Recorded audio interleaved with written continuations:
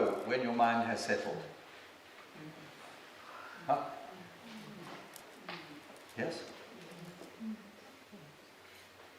When you're doing your practice, I'm assuming that you all do regular practice. Yeah?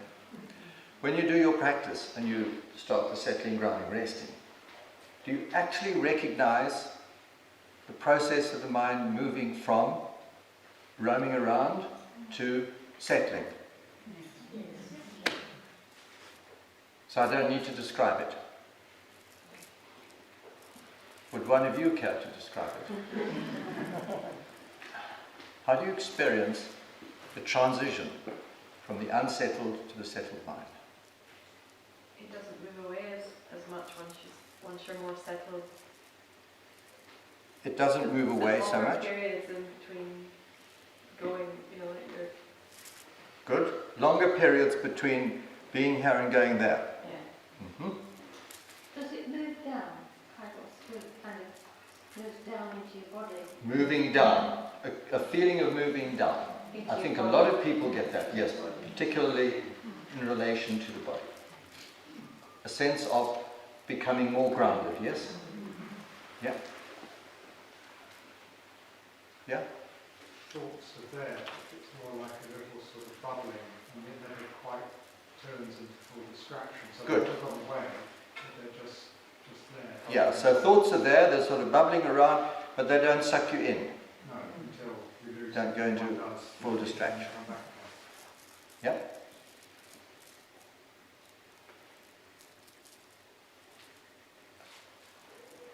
Feels much more spacious. More spacious. Yes? I think much more aware of the body. Much more aware of the body. Of the body, and it's like this really is getting heavy. Mm-hmm. Then, and then the thoughts are whatever dancing above that. Right. Good. So you're more aware of the body, resting in the body, and the thoughts are sort of moving around, shall we say, on the periphery? Yes. Yep. On the top. So you've gone underwater by now. Yeah. So the important thing that I think you've all brought out, thoughts do not stop. Yeah? They do not disappear. And it's very important to understand this, because a lot of people associate settling the mind with not having thoughts, getting rid of thoughts, being in some kind of blank space where thoughts cease to happen. And as a beginner, it's very unlikely you would experience that place where thoughts completely subside. It's very unlikely. What is most likely is you will continue with this experience of the constant appearance of thoughts, but what our training produces is a progression of less and less engagement with the thoughts. All clear about that? Good. So now we can look at some of the terminology that I use. Some comes from books, some I've kind of chanced on. First of all, in general, thoughts and emotions are described as appearances. They are appearances. And this is such a helpful word. What does it convey to you to call it an appearance? That it's not solid, it has no substance. Yeah. And you can keep coming back to this, remind yourself.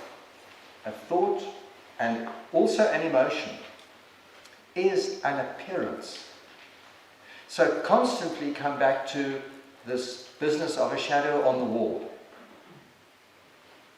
You know, when you were children, you used to put a candle or a light there and make animals and monsters appear on the wall. There were shadows, and you knew they were appearances, so it was fun. You could make a snake, and you could make a dragon, make all sorts of things like that, but you knew they were appearances. Thoughts are exactly like that. Emotions are that. They are simply appearances. The difference is they are appearing inwardly on our inner visual screen. Therefore, there's far more tendency to feel they belong to me. They are therefore important in all the things that come from it.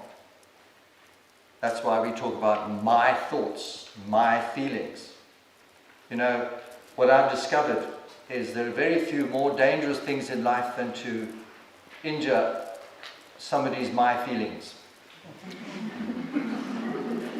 And as Heather will confirm, some of the worst court cases are cases involving damages about what you did to my feelings. They are worth a lot of money to the lawyers and very little money to the people who go to court about them. So we have this phenomenal capacity as human beings to make something out of nothing. These my thoughts and my feelings are flickering appearances, but what we do is we invest them with enormous significance. Why? Preference. Preference, yeah, but it's just because it's mine. And anything that's mine is the most important thing in the universe. That is something you have to understand. Me and mine is the most important thing in the universe. I thought it was mine. Huh? I thought it was mine. Yeah, exactly so. Thank you. Not yours. Yeah. That's the very point, isn't it? Okay, so there are flickering appearances. Now, what happens almost simultaneously is what? The appearance and then a tendency to engage. And that includes judging, evaluating, all those things we do about our own thoughts. So the thought appears, and then simultaneously, tendency to engage.